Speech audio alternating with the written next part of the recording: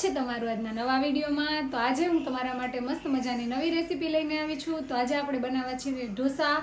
તો વિડીયોને એન્ડ સુધી જરૂરથી જોજો, કારણ કે આપણે તેનું બેટર કેવી રીતે બનાવીશું તે બધું આપણે આ વિડીયોમાં જોવા મળશે। તો વિડીયોને સ્કીપ કર્યા વગર એન્ડ સુધી જરૂરથી જોજો, અને જો ચેનલમાં નવા હોય તો ચેનલને લાઇક, શેર અને સબસ્ક્રાઈબ કરજો। તો ચાલો આપણે મોડું કર્યા વગર ઢોસા બનાવવાની શરૂઆત કરીએ। ઢોસા બનાવવા માટે આપણે આ 1 વાટકીના માપથી 3 વાટકી ચોખા અને 1 વાટકી અડદની દાળ આપણે સારી રીતે ધોઈ લીધું છે। હવે તેને આપણે પલાળી દઈશું। ધ્યાન રાખવાનું છે, આપણે જે વાટકીના માપથી અડદની દાળ લઈએ છીએ તેના 3 ગણી આપણે ચોખા લેવાના છે। તો મેં સારી રીતે બધું ધોઈ લીધું છે, અડદની દાળ અને ચોખા। તો ચાલો તેને આપણે પલાળી દઈએ। તો આપણે અડદની દાળ અને ચોખાને 2 થી 3 કલાક માટે પલાળી દઈશું અને પછી તેને ક્રશ કરી લઈશું। તો આને આપણે ઢાંકી અને 2 થી 3 કલાક માટે મૂકી દઈએ। તો 2 થી 3 કલાક જેવો સમય થઈ ગયો છે અને દાળ ચોખા સારી રીતે પલળી ગયા છે। આપણે પૌવા પણ હમણાં પલાળ્યા હતા। આપણે બધું પાણી કાઢી અને મિક્સર જારમાં થોડા ચોખા અને દાળ એડ કરી દઈશું અને પીસી લઈશું। આપણે અડધા દાળ ચોખા જારમાં લઈ લીધા છે, હવે તેને પીસી લઈશું। આપણે દાળ ચોખાને સારા રીતે પીસી લઈએ। તો સરસ બેટર તૈયાર થઈ ગયું છે। તેને આપણે એક સ્ટીલના બાઉલમાં કે સ્ટીલના મોટા વાસણમાં ટ્રાન્સફર કરી લઈશું।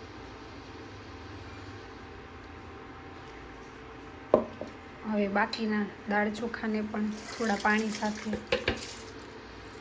પીસી લઈશું અને તેમાં આપણે અડધી વાટકી જેટલા પૌવા પલાળ્યા છે તે પણ ઉમેરી દઈશું। તો આમાં થોડું એવું આપણે પાણી ઉમેરીશું।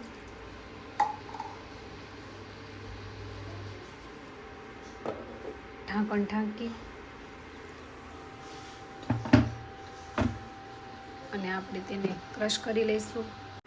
તો તમે જોઈ શકો છો ઢોસા માટેનું બેટર તૈયાર થઈ ગયું છે। આપણે હમણાં આમાં કશું વસ્તુ નથી ઉમેરતા, કારણ કે આપણે આને આથો લાવવા માટે મૂકવાનું છે। તો આપણે આથો લાવવા માટે આને 8 થી 10 કલાક માટે ઢાંકી અને રેસ્ટ આપીશું। તો ચાલો એને આથો લાવવા માટે મૂકી દઈએ। તો ઢોસાનો મસાલો બનાવવા માટે આપણે સૌપ્રથમ 4 નંગ બટેટા લીધા છે મીડિયમ સાઇઝના। તેને સારી રીતે ધોઈ લઈશું અને બાફવા મૂકી દઈશું। આપણે સાંભાર બનાવવા માટે 1 કપ દાળ લીધી છે, તુવેરની છે, તેને આપણે પલાળી દઈશું। તો તમે જોઈ શકો છો આપણે દાળને સારી રીતે 3-4 પાણીથી ધોઈ લીધી છે। હવે તેને પલાળી દઈશું। બટેટા બાફવા માટે પાણી ગરમ થઈ ગયું છે, આપણે બધા બટેટા બાફવા મૂકી દઈશું। બટેટાને સારી રીતે બાફી લઈશું। તો આપણે બધું જ વેજીટેબલ સુધારી લીધું છે, મોટા પીસ કરીને સુધારી લીધું છે। હવે આપણે દાળ બાફવા મૂકીશું। પહેલાં આપણે બટેટાને ચેક કરી લઈએ બટેટા બફાઈ ગયા છે કે નહીં। તો બટેટા સરસ બફાઈ ગયા છે। ઠંડા થાય ત્યાં સુધીમાં આપણે દાળ બાફવા મૂકી દઈએ। તો તમે જોઈ શકો છો દાળ સરસની પલળી ગઈ છે। તો બધું પાણી નિતારી અને આપણે બાફવા મૂકી દઈએ। તો દાળ બાફવા માટે પાણી ઉકળી ગયું છે। આપણે 1 વાટકી જેટલી દાળ તેમાં ઉમેરી દઈશું। સ્વાદ અનુસાર નમક ઉમેરીશું, હળદર ઉમેરીશું, સુધારેલા શાકભાજી ઉમેરી દઈશું। આપણે દાળને વધારે કૂક નથી કરવાની, કારણ કે તે પલાળેલી જ છે। તો આપણે ઢાંકણ ઢાંકી અને ખાલી 3 જ વિસલ કરવાની છે। બફાઈ ગયા છે, આપણે તેને મેશ કરી લઈશું।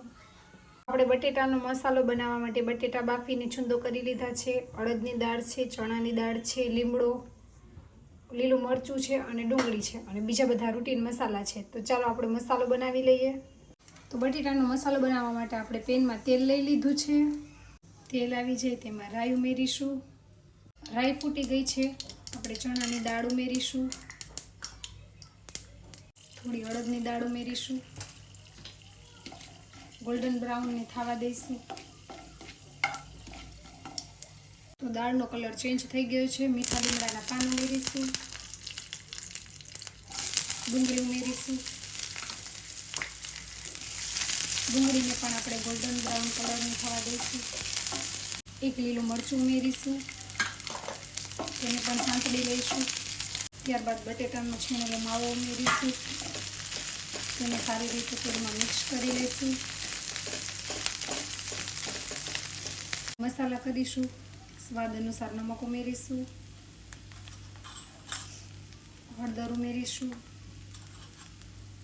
થોડું ધાણા જીરું ઉમેરીશું. બધું સારી રીતે મિક્સ કરી લઈશું. તો તમે જોઈ શકો છો આપણું બટેટાનું સ્ટફિંગ તૈયાર થઈ ગયું છે. તો ચાલો હવે આપણે સાંભાર વઘારીએ.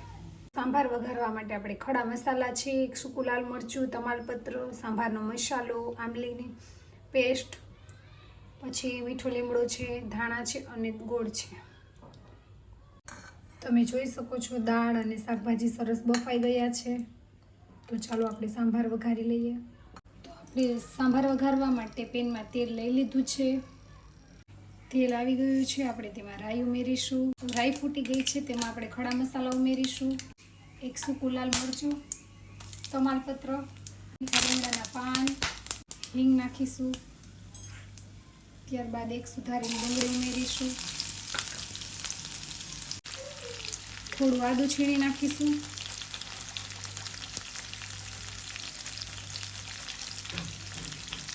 એક નંગ લીલું મરચું ઉમેરીશું. સુધારેલું ટામેટું નાખીશું. બધું તેલમાં મિક્સ કરી લઈશું. ટામેટું થોડું સોફ્ટ થાય ત્યાં સુધી સાંતળી લઈશું. થોડું નમક ઉમેરીશું કારણ કે આપણે દાળ બાફતી વખતે નાખેલું છે. થોડી હળદર નાખીશું. લાલ મરચું પાવડર ઉમેરીશું. સારી રીતે હલાવી લઈશું. ત્યારબાદ દાળ અને શાકભાજી બાફેલા ઉમેરીશું. બધું સારી રીતે મિક્સ કરી લઈશું. થોડું પાણી ઉમેરીશું. આંબલીનો પલ્પ નાખીશું. ત્યારબાદ ગોળ નાખીશું. તમે વધતા ઓછા પ્રમાણમાં ગળાશ અને ખટાશ ઉમેરી શકો છો. બધું સારી રીતે મિક્સ કરી લઈશું અને થોડી વાર માટે ચડવા દઈશું. હવે આપણે સાંભારનો મસાલો ઉમેરી દઈશું. 2 ચમચી જેટલો લીધો છે. બધું સારી રીતે મિક્સ કરી લઈશું.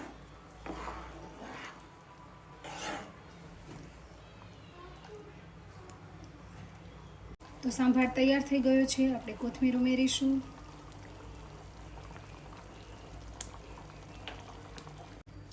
મસ્ત સાંભાર તૈયાર થઈ ગયો છે. આપણે ઢાંકણ ઢાંકી અને મૂકી દઈશું. ચાલો હવે આપણે ઢોસા બનાવવાની શરૂઆત કરીએ.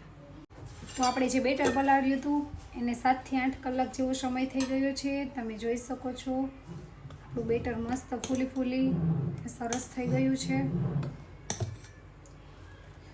આપણે જોઈએ તેવું પરફેક્ટ બેટર તૈયાર છે. હવે આપણે સ્વાદ અનુસાર નમક ઉમેરીશું.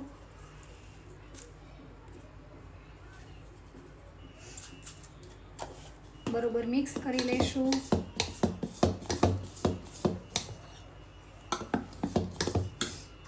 તો ઢોસા બનાવવા માટે બેટર, સ્ટફિંગ માટેનો મસાલો, ગાર્લિકની ચટણી છે અને બટર, બધી વસ્તુ તૈયાર છે. તો ચાલો હવે આપણે ઢોસા ઉતારી લઈએ. તો મિત્રો સૌપ્રથમ તો આપણે તવીને ઠંડી કરી લઈશું પાણી નાખી અને આ રીતે કોટનના કપડાથી સાફ કરી લઈશું. ત્યારબાદ આપણે તવી ઉપર બેટર પાથરીશું અને હળવા હાથે આવી રીતે ફેલાવતા જઈશું.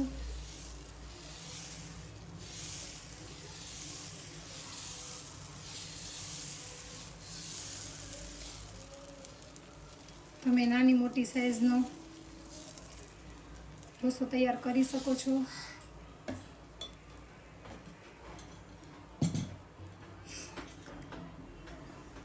થોડુંક તેલ સ્પ્રેડ કરીશું.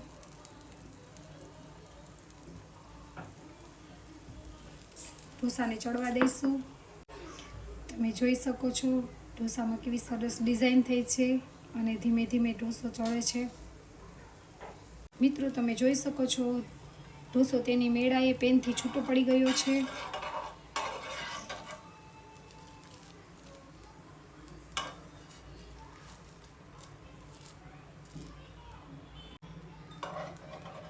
તો મસ્ત ઢોસો તૈયાર થઈ ગયો છે. આપણે પ્લેન ઢોસો બનાવ્યો છે. હવે આપણે મસાલાવાળો ઢોસો બનાવીશું. તો પાણી નાખી અને રોટીને સાફ કરી લઈશું. તો આપણે હવે મસાલા ઢોસો બનાવવા માટે ઢોસો ઉતારી લઈશું. ધીમે ધીમે ઢોસાને ફેલાવી લઈશું.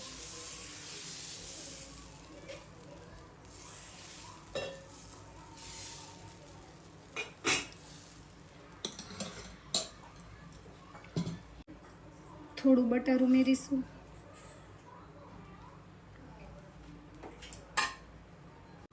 બટરને બધી બાજુ સ્પ્રેડ કરી દઈશું.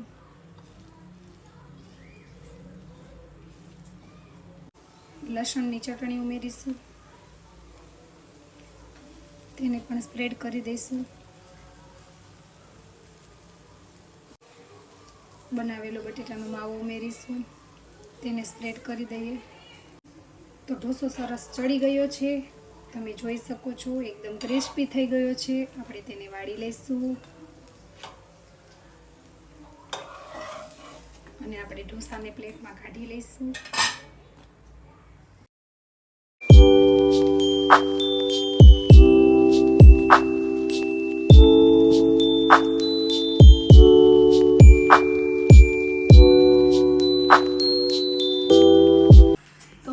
આજની ઢોસાની રેસીપી તમને કેવી લાગી તે કોમેન્ટ કરીને જણાવજો, અને તમે પણ ચોક્કસ ઘરે આવી રીતે બનાવવાની ટ્રાય કરજો.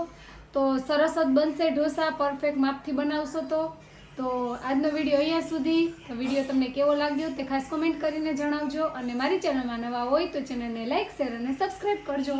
મળશું આવી નવી રેસીપી સાથે. આવજો. જય સોમનાથ. Bye bye.